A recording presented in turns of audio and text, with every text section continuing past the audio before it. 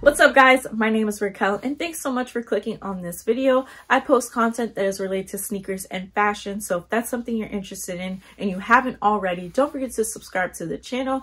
Actually, 80% of my viewers are not subscribed, so go ahead, I'm gonna give you a moment to do so. It costs nothing to you, just go ahead and do that.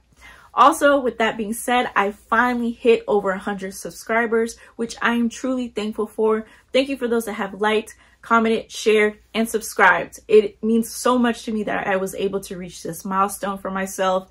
My next goal is to hit 500 subscribers, so I hope that you stick around with me throughout this journey and do enjoy the content that I'm posting on my channel and any future videos that I do intend to put out. So let's get to this review. Today, I do have an early look for you guys, which is the Air Jordan 11 Jubilees. These shoes were released on December 12th, 2020 at 10 a.m. off the sneakers app. And if there's anywhere else you can purchase this shoe, I will put the links down in the description box. Now let's get to the review.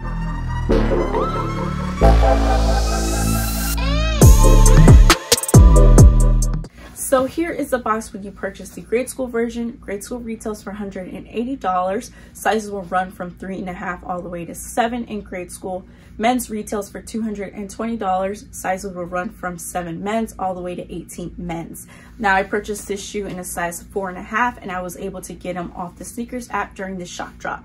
Now the boxes are different between the men's and grade school. The men's box is definitely a lot cooler. We just got a basic open and close box. The men's box is actually split black and silver and it opens up in 2 different directions. It's pretty cool, but I'm not going to trip over a box. So opening it up, you do get black paper on the inside. The men's gets white paper and it has 1995 with the Jordan Jumpman in the middle and it says 2020 all throughout the paper. Now opening it up, here they are. So I'm gonna quickly unbox these and then we can get into the detailing of the shoe. These are the Air Jordan 11 Jubilees. If you didn't know what the word Jubilee means, it's actually an anniversary of an event celebrating their 25th or 50th anniversary. So this shoe is called the Jubilee because it marks the 25th anniversary of when Michael Jordan first debuted his Jordan 11 silhouette when he first came out of retirement. So super cool concept. That's why the men's pair actually has 1995 through 2020 on their paper. The grade school, of course, did not get that type of paper inside the box. However, there is a representation that this is the 25th anniversary on the insoles where it has 25 on it. That's pretty much the only place on the shoe where it has 25, and that goes for the same for the men's pair as well. So we're gonna jump right into the detailing of the shoe. The first thing I'm gonna talk about is this patent leather that wraps all around the shoe. It sits up high just like the Concord and Bread 11s. The way that this feels, it feels very nice. It feels very sturdy, and I'm quite impressed with the quality because the pair of Jordan 11s that I do own are the anniversary 2010s, and the patent leather on that shoe is not so good. It's fairly thin, so I'm glad we received an upgrade, especially with the retail price. Now your shoes actually do come pre-laced. It does come with black rope laces. Moving on to your tongue area, it feels very cushiony, feels very nice. It's just basic black. You do get the same back tongue here that the men's pair does receive, which is good. Now, another cool thing about this shoe is this small touch right here is leather, which is a nice touch because of the fact that it adds contrast between the different blacks. You do have a silver jump band right here. Moving on to your lateral part of your shoe, this is where things get a lot more interesting. You do have your mesh material right here, which feels very nice and cushiony. Like I mentioned, this is an upgrade compared to other Jordan 11s. Also, a cool thing on this shoe that is different compared to other Jordan 11s is what it says here. This actually says Jordan. Even though it doesn't really seem like it when you first glance on it, it does say Jordan on it, which is very nice. It's quite interesting because you really only saw these on samples or very exclusive pairs. Glad they brought this to life because of the fact that this is the 25th anniversary, and without it, I do feel like it will look very close to the Space Jams or the 7210s. Kind of sets the shoe apart when you're comparing it to those other designs. Moving on to this Jordan Jumpman, it's chrome plated, which is a very nice touch. Now, moving on to the heel part, you do have 23 here. It's not in a metal plate. It's more of a very flexible plastic. Same goes with these little Jordan letters right here. It's not metal, it's a very plasticky material as well.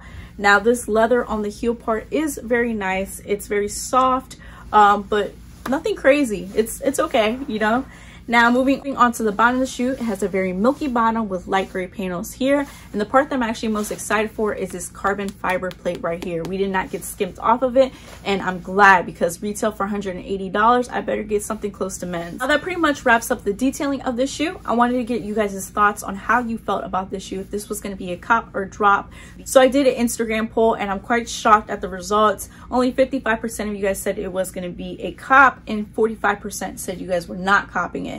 A lot of comments were being made about this shoe, that it looked too close to the Space Jams, and that's the reason why they weren't copying it, which I completely agree. So if you're someone who already has the Space Jams or the 7210s, I can agree with you that it does look very similar to the shoe, and that may not be a reason for you to cop this shoe. But if you're someone like myself that does not have the Space Jams or the 7210s, then I think this is something nice to add to your collection. Some cons for the shoe are actually these little pieces right here.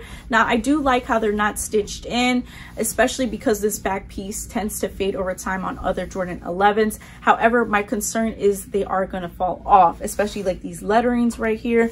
If I look down at my shoes and realize I'm missing a letter, I'm gonna be tight, because it's gonna say some crazy word. It might say Orden or something. It's just gonna be wild, you know, like how I'm gonna wear the shoe with the missing letter. I might as well take them all off. Now, another thing to be concerned about, if you're someone who balls in Jordan 11s, I would not recommend this shoe specifically, because of the fact that this chrome plate sticks out. You can easily scratch it or lose it. Another con is the icy bottoms. It happens with every shoe. It's gonna yellow over time, but that's with every shoe that has icy bottoms or that white sole here. So that's not really a con for this shoe. It's just a con for all shoes. So now we're gonna talk about the pros of this shoe, because there are some. I do like the lettering on the shoes, as it sets the shoe apart to other Jordan silhouettes. Also, another thing is, I really thought that I had enough black and white shoes. However, when I styled this shoe, I was quite impressed with the outcome. It really elevated the outfit. So I do like these shoes. At first, I wasn't really interested in keeping them. I was going to sell them, but I think I'm actually going to keep these and add them to the collection. These shoes aren't doing too crazy in the aftermarket, and that is because these shoes haven't released yet. People are probably going to want to try their chances on these shoes before they actually pay resale for them. Now, men's is currently reselling for anywhere between $298 to $328. So nothing too crazy. Mind you, that these shoes retail for $220, so there's not a huge profit margin with these shoes. Grade School is currently reselling for anywhere between $210 to $250. Over time, these shoes do increase in value, so if you're going to keep them dead stock, you're going to wait a while, you're going to hold on to them, they are going to hit that $300 range for all sizes. But right now, it's kind of steady until the shoe actually releases. So I would definitely go for the higher sizes if you're interested in reselling the shoe. Now we can move on to the on-feet portion. I ran up a check, I might do it again. Enemies close, had me thinking they're friends. 10 toes down, I'll be free until the end. Crib outside the city, I don't feel safe in my hands. Took so many years, I'm just waiting for the wins. I'm in debt to no one but the one who took my sins. I do it for real, there's no reason to pretend. If I do it once, I do it again. Add it up, bankroll, euro, peso, add it up, I'm just doing me, everything is on me, oh you matter what, add it up, bankroll, euro, peso, add it up. If you made it this far into the video, thank you so much, I greatly appreciate it. Don't forget to like, comment, and subscribe, and let me know if you're actually going to cop these shoes or if you're not feeling them. And until next time, I'll see y'all.